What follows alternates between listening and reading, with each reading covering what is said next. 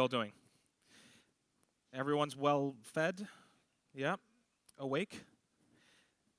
Cool. So I've worked at a French company for the last 3 years, and what I've learned is that the French love to have extended lunch and coffee breaks. So the fact that I have an audience at all is actually, I'm very thankful for it. Today we're going to be talking about building complex UIs with a server-driven React app. So nowadays when you put server-driven and React together, people seem to always think that that means RSCs. Now, the React community has been dealing with a bit of a split over RSCs for the last couple of years. And if we were to draw out a Venn diagram of the community, roughly there's the people who are excited about RSCs. There are the people that are sick of hearing about RSCs. There's React Native devs who are confused about RSCs. And so these people, this group, are here thinking this is an RSC talk. This group has skipped this talk thinking it's an RSC talk, and this group is just confused. Regretfully or happily, I am going to confirm that this is not an RSC talk. So effectively what that means is this group is disappointed, this group is also disappointed, and this group is confused. Basically what I'm trying to say is I excel at disappointing, so you're all in for a ride. So let's jump into it. Server-driven UI. We're going to look at how it works, when you should use it, and some of the challenges around having a server-driven approach. Let's imagine we've got an e-commerce store. This is a typical layout that you might see in an e-commerce store. So at the very top, we've got a banner with some information about sales or some contact details. We've got a header with a menu, some offers at the top. And as we scroll down, there's going to be a grid of products. And then we'll see some featured categories, followed by just some basic static landing pagey stuff like testimonials and a footer. Now, this is a typical layout, and if we wanted to look at what the code would sort of look like, it would be something along the lines of this. This is very standard React code so far. So we have a home page, which is just a component. You'll probably know the style of whether I like functions or consts. And then within it, you'll have a banner, you'll have a header, offers, recommended products, featured categories, testimonials, and the footer. All is fine and well until a PM comes to you and says, can you swap the offers and featured categories section? We've actually run some experimentation and we think that the orders should be switched. Not a big problem. You go ahead, remove those two components and replace the order of them. And you deploy that, you push that, and all is well and done. A few days pass, that same PM comes to you and says, having that banner above the header doesn't make a lot of sense. Could we just move them around? So could we flip them around? So once again, you go into your code, same component. It's not much work, but you just have to go in and manually change this every single time, reframe the orders, and then do another deploy, push it, and those changes will be reflected to the app and the order of the layout. A few weeks pass, and the PM comes back again, and at this point, you're just shivering every single time he approaches you. And he says, the banner gets annoying after the user's seen it once. Can we turn it off for logged on users? A little bit more of a complex request here. So what you do is you go ahead and you change some of the code, and you add a const that gets the users with like a use user hook that you may have, and then it basically checks to see if the user's not logged in, and then only it displays the banner and will change the banner logic to dynamically render that only if that Boolean is fulfilled. Fine, a little bit extra work, but all is fine and well. So then another week passes, and this PM comes back to you and says, you know what, actually, we've decided internally that we want to be able to personalize everything, the orders, the recommended products, the offers, everything needs to change around, and I want to do this on a per user basis. And at this point, your house of cards of a code base starts to shatter and fall apart, and you are angry, considering getting a new job and resigning. Now, what if I told you that there was actually a paradigm that could stop all of this madness and stop all of the stress that you've been going through? It could be good for something like this in this use case. And that paradigm is exactly server-driven UI. So the idea with server-driven UI is that you allow the server to define the layout of the page. That lives on the server side. And effectively, it describes the layout as you would in JSON. So that example on the far right there, you've got the component, and then it lists what props that component needs access to. So for the banner, you have some information around contact details. For the header, you have a menu prop that's got an array with different routes and their URLs. And so you create a layout component that receives this JSON and effectively renders the page in any order and variation that that JSON is. So it's flexible and amenable to any changes within the JSON layout. So in practice, what that means is we start with a components.ts file that imports the different components that live within your code base and creates a map of them, saying the string banner that comes from my JSON backend, or comes from the JSON response that's coming from my backend or my CMS, maps to this specific component in my React code base. And the header maps to this specific component, and so on and so forth. And this component map feeds into a render component function, and this render component will take in a config and effectively look at the config map and just determine what component it needs to render and then pass the props through. And then when you've got that JSON response coming from your API or your CMS, we use, we get the JSON response, and then we use a loop to go over the JSON data and call that render component to render the entire page. And that's all being done dynamically. So when you put these two together, what you end up with is the final layout of the page, and that is dynamic and it's flexible to what's coming from the backend or the CMS and doesn't require you as the front-end developer to change it. It's all being handled by the CMS. So this is nothing super new or special, and this can come in different shapes and sizes. So a common approach is to use it for the entire page, right? You can lay out the entirety of your page and do that via JSON and control that via JSON. But it can also be used for sections of your page, so a small dynamic changeable section of your page. Or it can be done for individual components or even parts of components. And all of this is good in theory, but it will probably be leading you to think, well, what are the use cases where I should actually use server-driven UI?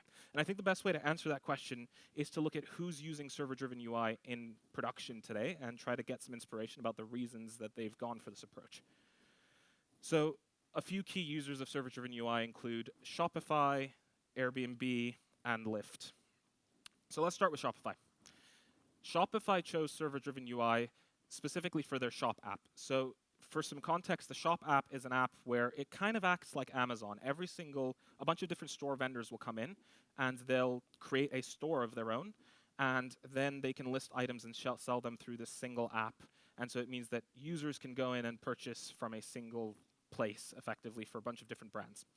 And as the shop app grew, Shopify realized that high-selling vendors with many products have different requirements to smaller stores with only a handful of products. It doesn't make sense to have the same layout of a store for a top-selling clothing company that's got hundreds and hundreds of products and some bestsellers and some offers in different categories, and use that exact same layout for a small boutique shop that's being run from someone's garage that might have 5 products, right? So they needed a bit of flexibility there. And then at the same time, business stakeholders decided we want to personalize this and run A/B tests, and they were also slow at releasing. So those were the 3 primary reasons why they wanted to go for server-driven UI.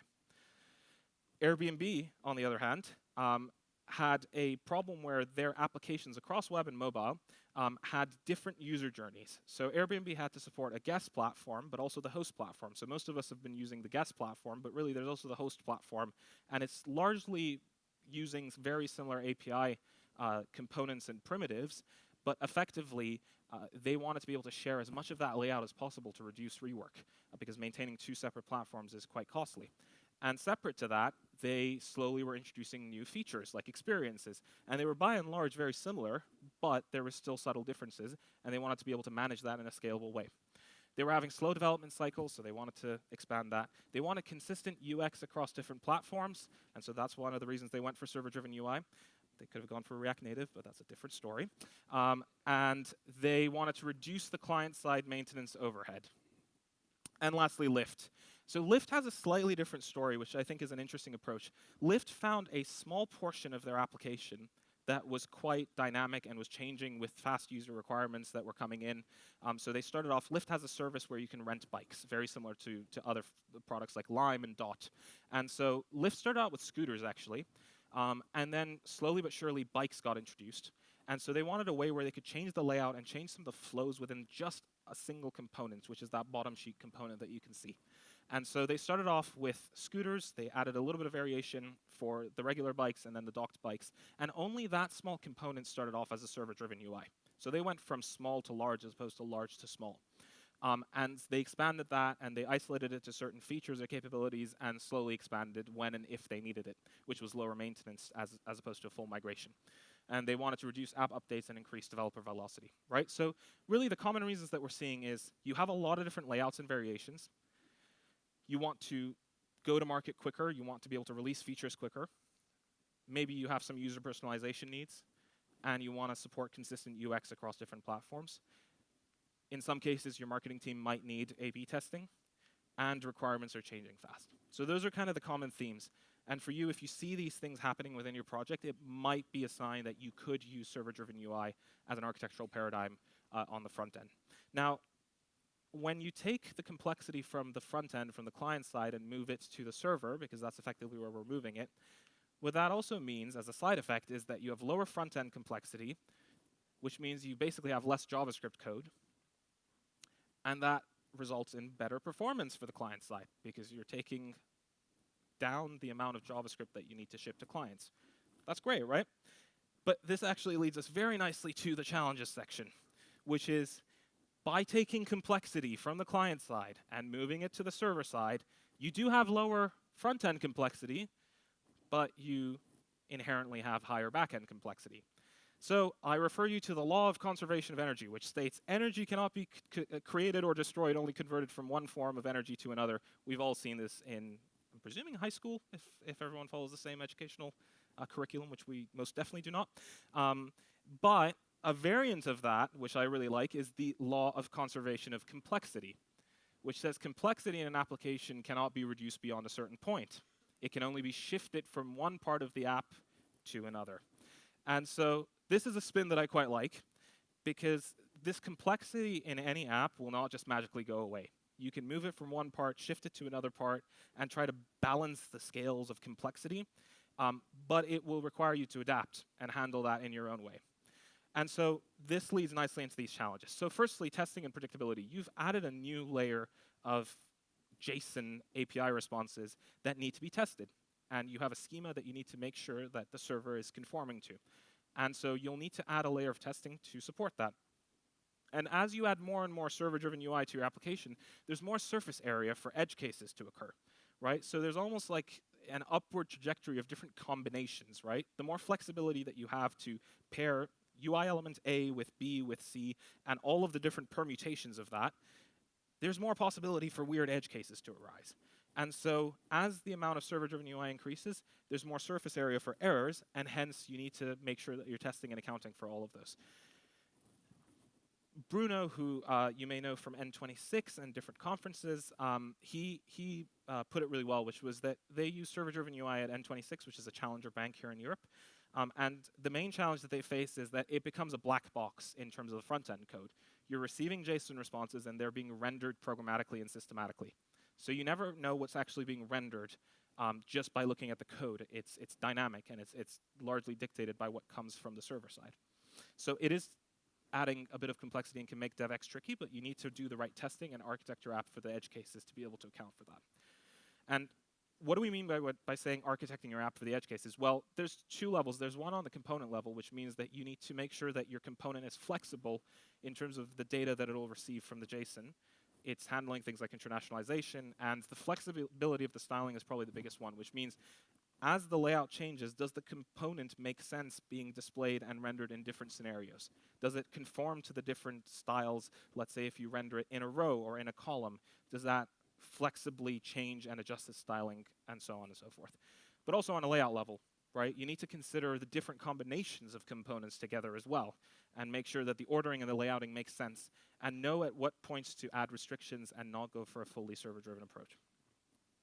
On the other side, you've got caching and offline support, right? To have offline support in your apps, you're going to need to cache the server-driven UI responses because your UI is being orchestrated by that JSON. So then the question arises, what do you cache? Do you just cache the layout, or parts of the data, or all of the data? And then there's a question of how efficiently you can cache that. How and when do you invalidate that cache, right? So do you invalidate it on internet connection? How much of that data do you keep? How much of it do you override? So there's a lot of questions around how you design that cache. And if you do allow the user to change the state offline, then you need to sync that state back over to the server. So that's a little bit more complexity added there. And then there's error handling the cache misses. So what if for some reason the cache has gotten purged? How do you recover from that? How do you make sure that the app fails gracefully when there is no cache for it to render any of the UI or parts of the UI, right? So these are all considerations that you're going to need to think about. And a really cool project and a great blog article that I would recommend you read is Project Lightspeed, which is about the re-architecting of the Messenger app by Meta. So previously, the Messenger app grew in terms of size, and that client code base became very, very complicated. And there were different teams coding it in very different styles, and it wasn't extensible, it was slow, it was clunky. If anyone used Messenger back in 2017, 2016, everyone remembers how clunky it was and how bad it was. And so the idea was, what if we took the majority of the logic on the front end and shifted it to a SQLite server that lives on the client, and that coordinates with the back end, and all of the UI state and the styling of the UI is kind of stored in a database in terms of how the layouting is done.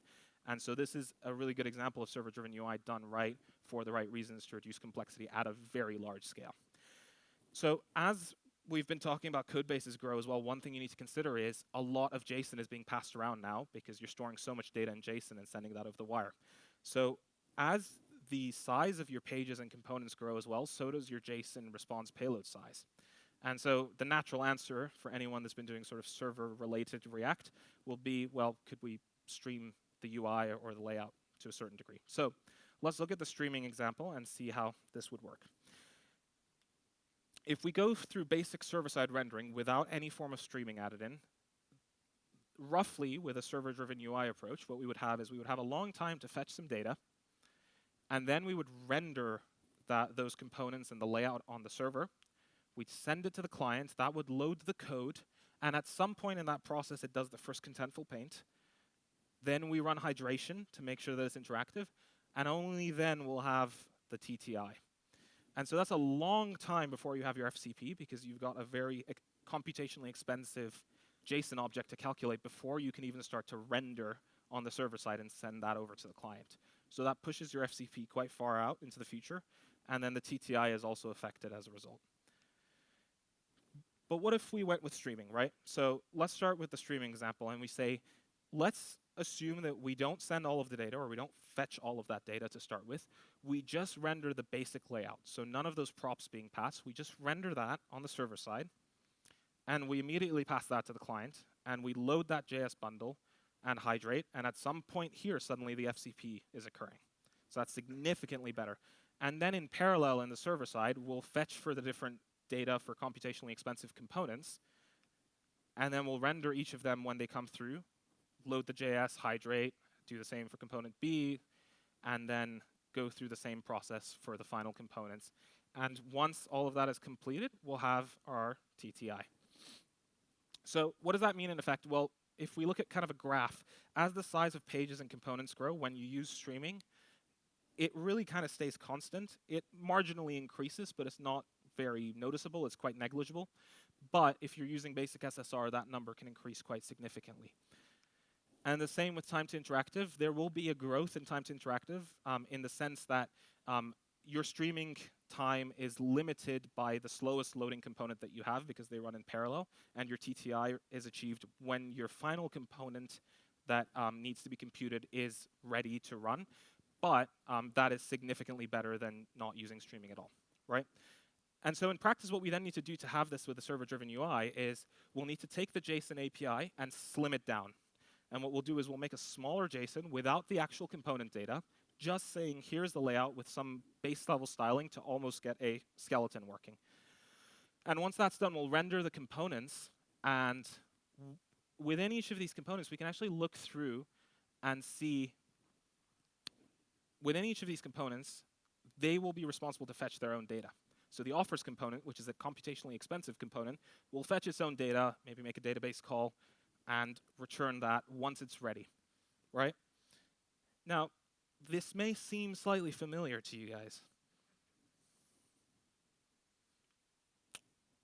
So I lied. there is a little bit of RSC in this talk,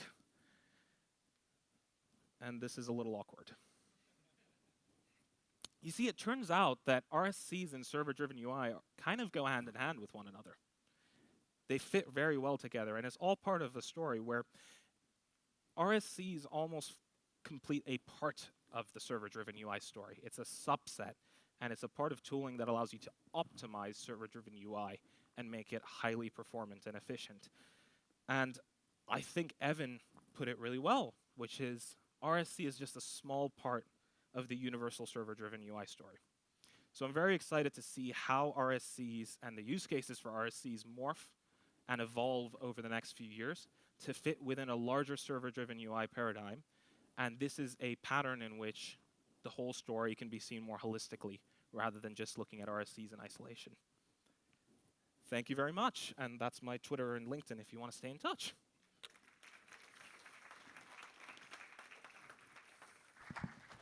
Thank you, Mo. Please come in. Can I have some light on the... Am I not allowed to sit on this one? Or You should I are sit very much allowed. You're requested to sit on that one? to sit on that one. Romain, can I have you? Oh, there you go. Yes. Okay. Everywhere. All right. Let's start with some like harsh subject, which is about Ukraine, who's gonna talk tomorrow. So you're gonna have a fight tomorrow on stage, probably or not. I'm just quoting. So less client-side code leads to better performance, as you said. But is that really true? I mean, what if we go through spotty connections or heavily classic mobile issues? I mean, that's going to be a restriction anyway, right? So there's a balance that I think you need to play in terms of those core features, and especially if we're talking in the mobile world, those core features that live on the client at any given point versus those features that live on the server, as an example, and know where and how to cache it correctly. And I think that's where the caching functionality comes into play. It is a trade-off. So what are you optimizing for? Are you optimizing for latency? Or are you optimizing for code execution? I think trying to optimize for network availability is a losing battle because it's highly dependent on the user's state. So what you should be optimizing for is for the actual performance and how small you can make what you're shipping over the wire, so you're not reliant on the network anymore. You can combine both, though. Anyway, you can like optimize for execution when you have like reliable network and do some service worker-based specific caching. And that's where the caching story comes into play. Yeah, definitely. I had this question: like you're a big React Native fan, right? Which is your biggest home, basically, in terms of tech. Home is where the heart is at. Yeah, exactly. Yeah. So how do you say that what you just discussed sort of translates in the React Native world? I think it's far more interesting in the React Native world, actually. In some capacity, this approach makes a lot of sense for React Native apps for a few reasons. Firstly, in the React Native world, contrary to the web world, you have restrictions on the frequency of how quickly you can release because you've got the app stores fighting you at any given point. And so this is a really nice way to circumvent that process. You can do that in React Native with over-the-air updates, but I think this is a way to iterate very quickly as well. Beyond that as well, I think that a lot of these complexities that we've discussed, there's a few paradigms that people are talking about on the React Native world, which is quite interesting. Some people are saying, can that server actually run on the phone? Where does that server need to exist, and how is that rendered? So there's a lot of interesting questions happening in that space, and I'm excited to explore that a bit further, but it's very tied into the whole RSC conversation on React Native, which, like we said, people are seemingly confused about for now. A third, maybe last question. How does end-to-end testing work in this case? I think end-to-end testing becomes quite important. I mean, there's a few approaches you can take. You can either mock the JSON that would be returned from the API and assume that that's correct, or you would need to, so the testing story in the ways that I've seen it becomes having heavy API tests running on the output of APIs given a certain input in. Obviously that's reliant on what the PMs, quote unquote, are changing, but you can add some level of flexibility to make sure that certain things are adhered to. Like, let's say you don't want to necessarily lose components, right? You have the set of components, they can be rearranged, but you don't want to lose them. Or you don't want your header to be beneath your footer. Yeah. So you can encapsulate a lot of that logic inside of API tests and fail them there. And then in the end-to-end story, it's a question of what your philosophy is, I think. Do you want to run end-to-end tests with actual data coming from the JSON APIs? And if you do, well, there might be some risk in terms of things changing there, but maybe you want to catch that, right? So it's a question. But I think the whole like end-to-end game at the end of the day is dependent on whether you want to use real data or not, and that's a story. Whether or not you use server-driven UI or not, it's just maybe amplified by the fact that you're using a server-driven UI paradigm. All right. Thank you very much, Mo. Thanks for having me. Mo Khazali, everyone.